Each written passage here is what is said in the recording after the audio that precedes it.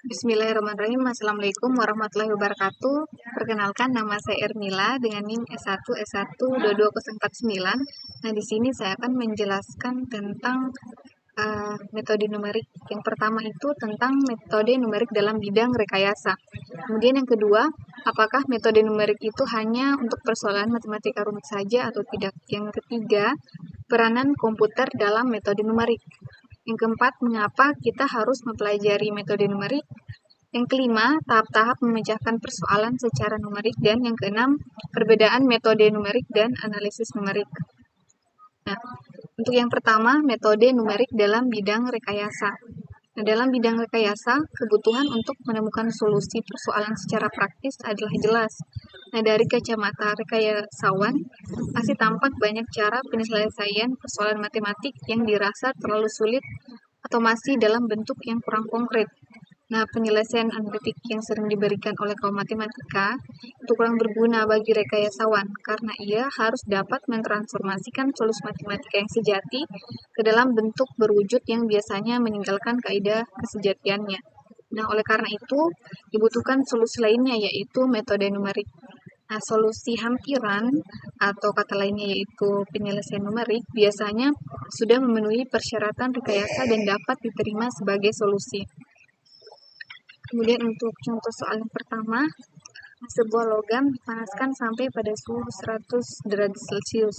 Nah, kemudian pada saat T sama dengan 0, bola itu dimasukkan ke dalam air yang bersuhu 30 derajat Celcius. Setelah 3 menit, suhu bola berkurang menjadi 70 derajat Celcius. Sini tentukan suhu bola setelah 22,78 menit. Nah, ketahui tetapan pendingin bola logam itu adalah 0,1865. Di sini ada penyelesaiannya. Nah, nilai awal yang diberikan itu adalah T0 sama dengan 100. Nah, dengan menggunakan nilai awal ini, solusi khusus persamaan diferensial adalah 70E kurang 0,1865T tambah 30 dengan pilihan T 22,78 ke dalam persamaan T diperoleh T-nya itu sama dengan 31 derajat Celcius. Nah, jadi suhu bola setelah 22,78 menit itu adalah 31 derajat Celcius. Selanjutnya, apakah metode numerik hanya untuk persoalan matematika yang rumit saja? Nah, jawabannya adalah tidak. Metode numerik itu berlaku umum, yakni ia dapat diterapkan untuk menyelesaikan persoalan matematika sederhana yang juga dapat diselesaikan dengan metode analitik maupun persoalan matematika yang tergolong rumit, yang metode analitik pun belum tentu dapat menyelesaikannya. Sebagai contoh, dengan metode numerik kita dapat menghitung integral. Di sini untuk batas awalnya 0 dan batas akhirnya T. Akar dari 1 tambah kosinus pangkat 2 X dx sama mudahnya dengan menghitung integral 0 sampai 1, 2x kuadrat dx. Oke, selanjutnya peranan komputer dalam metode numerik. Nah, perhitungan dengan metode numerik seperti penjumlahan, perkalian, pembagian, ataupun perbandingan yang dilakukan oleh manusia secara manual, umumnya terdapat banyak kesalahan dalam melakukan perhitungannya. Selain itu, banyaknya operasi aritmatika yang berulang juga membuat perhitungan secara manual sering menjemukan. Oleh karena itu, dibutuhkanlah komputer untuk mempercepat proses perhitungan tanpa membuat kesalahan. Nah, penggunaan komputer dalam metode numerik itu antara lain untuk memprogram. Nah, langkah-langkah metode numerik diformulasikan menjadi program komputer. Nah, program ini ditulis dengan bahasa pemrograman tertentu seperti Fortran, Pascal, C++, Basic, dan sebagainya.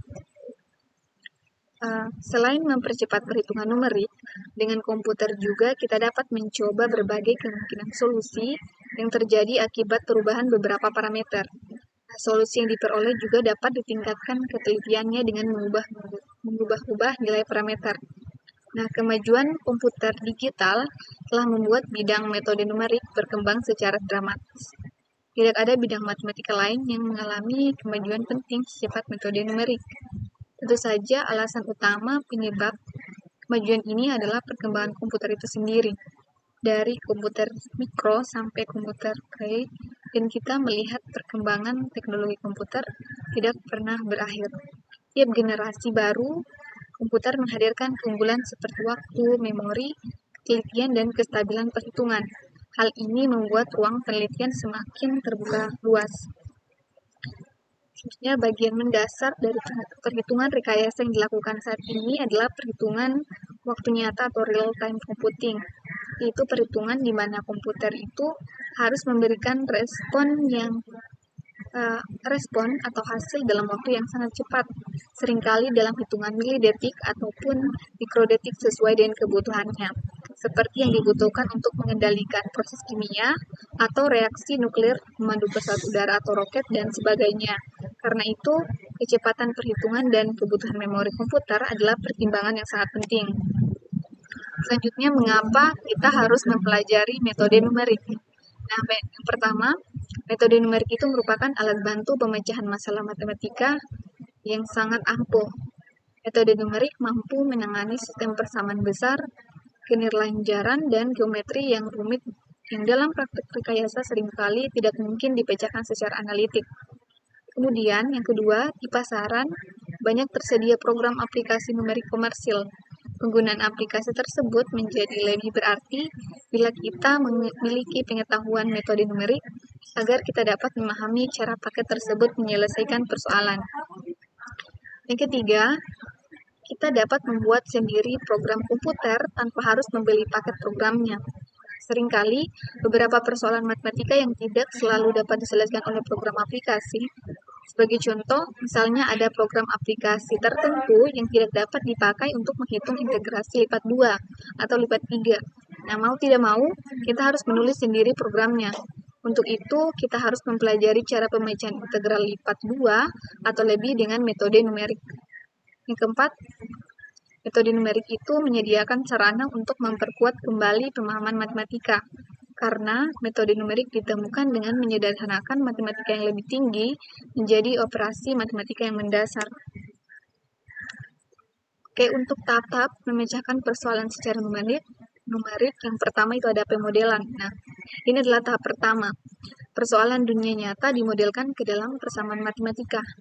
Kemudian yang kedua itu ada penyederhanaan model. Nah, model matematika yang dihasilkan dari tahap 1 mungkin saja terlalu kompleks, yaitu memasukkan banyak variabel atau parameter. Nah, semakin kompleks model matematikanya, semakin rumit penyelesaiannya. Model matematika yang diperoleh dari penyederhanaan menjadi lebih sederhana, sehingga solusinya akan lebih mudah diperoleh. Selanjutnya itu formulasi numerik. Nah, setelah model matematika yang sederhana diperoleh, tahap selanjutnya adalah memformulasikannya secara numerik. Antara lain, yang pertama, menentukan metode numerik yang akan dipakai bersama-sama dengan analisis Galat awal, yaitu taksiran Galat, penentuan ukuran langkah, dan sebagainya. Pemilihan metode ini didasari pada pertimbangan apakah metode tersebut teliti, yang kedua, apakah metode tersebut mudah diprogram dan waktu pelaksanaannya cepat, dan yang terakhir, apakah metode tersebut tidak peka terhadap perubahan data yang cukup kecil. Kemudian, untuk B-nya, menyusun algoritma dari metode numerik yang dipilih. Selanjutnya, tahap selanjutnya itu pemrograman. Nah, tahap selanjutnya adalah menerjemahkan algoritma ke dalam program komputer dengan menggunakan salah satu bahasa pemrograman yang dikuasai. Kemudian, ada operasional. Pada tahap ini, program komputer dijalankan dengan data uji coba sebelum data yang sesungguhnya. Oke, yang terakhir, tahap terakhir yaitu evaluasi. Nah, bila program sudah selesai dijalankan dengan data yang sesungguhnya, maka hasil yang diperoleh diinterpretasi. Nah, interpretasi ini meliputi analisis hasil run dan membandingkannya dengan prinsip dasar dan hasil-hasil empirik untuk menaksir kualitas solusi numerik dan keputusan untuk menjalankan kembali program untuk memperoleh hasil yang lebih baik. Selanjutnya yaitu peran ahli informatika dalam metode numerik. Orang informatika ini berperan pada tahap formulasi numerik, pemrograman, dan operasional. Tapi, agar lebih mendalam memahami dan menghayati persoalan, sebaiknya Orang informatika juga ikut dilibatkan dalam memodelkan, namun perannya hanya sebagai pendengar. Tahap 6 yaitu evaluasi memerlukan kerjasama informatikawan dengan pakar bidang bersangkutan. Bersama-sama dengan pakar, informatikawan itu mendiskusikan hasil numerik yang diperoleh. Apakah hasil tersebut sudah dapat diterima, apakah perlu dilakukan perubahan parameter, dan sebagainya. Oke, dan yang terakhir ini adalah perbedaan metode numerik dengan analisis numerik. Nah, metode numerik dan analisis numerik itu adalah dua hal yang berbeda. Metode adalah algoritma menyangkut langkah-langkah penyelesaian persoalan secara numerik, sedangkan analisis numerik adalah terapan matematika untuk menganalisis metode.